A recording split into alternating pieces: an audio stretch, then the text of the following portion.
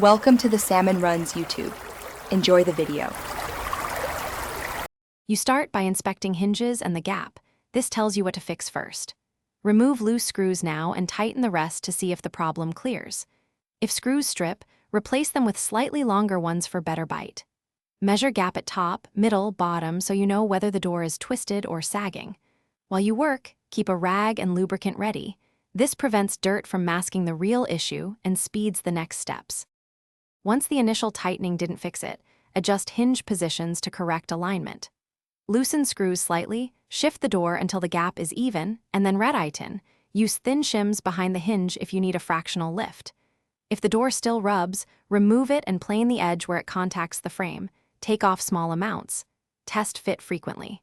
Make sure to sand smooth and seal any exposed wood so swelling doesn't recur. After rehang, test the swing and latch. You want even clearance and smooth closing. Tighten all hardware and lubricate hinge pins to reduce noise and wear. Adjust the strike plate if the latch catches too high or low by loosening screws and shifting it a few millimeters.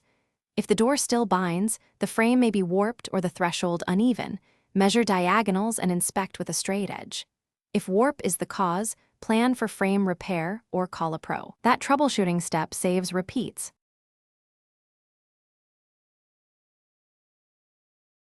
Thanks for watching. Consider subscribing if we helped you.